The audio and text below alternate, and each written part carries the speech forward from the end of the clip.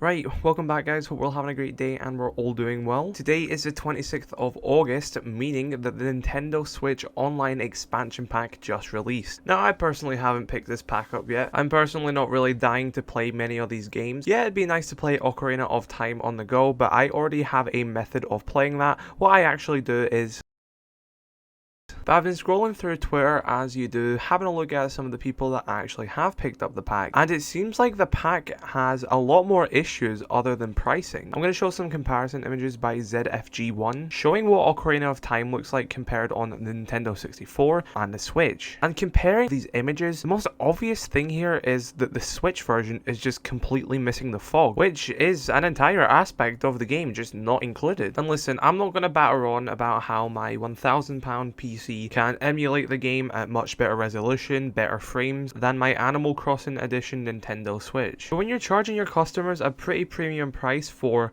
old games which have this many issues is just quite concerning. And the fact that when you pay for this, you're only paying for access to it, you're not even being able to keep the game. Like, I love Ocarina of Time, for example, to bits.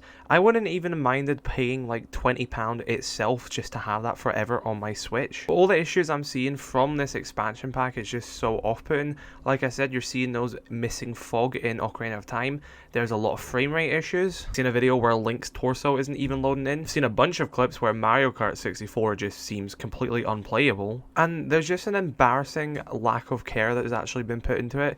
Like, even for win back, you can't even save your game, and you can't save your ghosts in Mario Kart 64 either, because it asks for you to actually have the Nintendo 64 controller pack to actually save the data.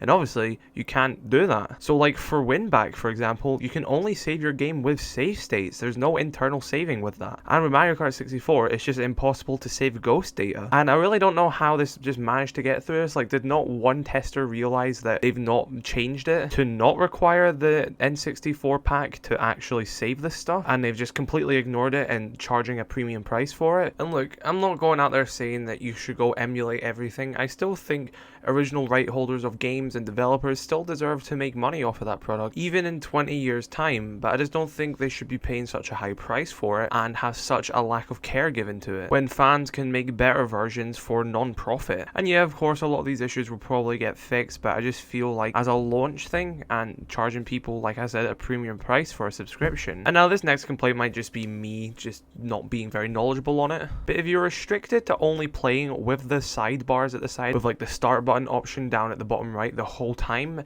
and you can't remove that, then that's just so off-putting in my opinion. If I want the game, I want it at least full screen. I think it would have been nice in 2021 to have these really old games at least be in a bigger aspect ratio to actually fit the screen. I'm not saying stretch it, I'm saying just make the aspect ratio bigger, and you know, just get all the unnecessary stuff off the screen. I don't really mind it when I'm playing like Super Nintendo games, because they're kind of just little pick up and play, and I don't really play them for long. But when you've got games like Ocarina of Time, you have to sit down for hours and play that. And I don't know, I just feel like it being in its own little windowed mode just makes it just feel like another title on this service rather than its full on game.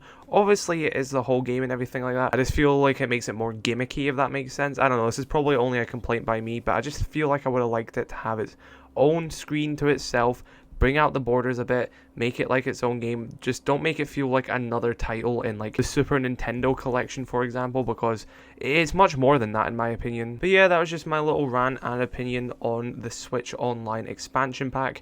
I probably won't pick it up unless I get a good deal on it, or there's like a game that comes with it which I'm dying to play. But right now, personally, these games just not seem in the best state, and I can play them much better elsewhere, which also doesn't cost a considerable amount of extra subscription money per year. But hey, let me know your thoughts in the comment section below about the Switch Online expansion pack. Did you buy it? What are your thoughts on it? Do you think it's worth it? Have an incredible rest of your day. I shall catch you all later. I love you all. Peace.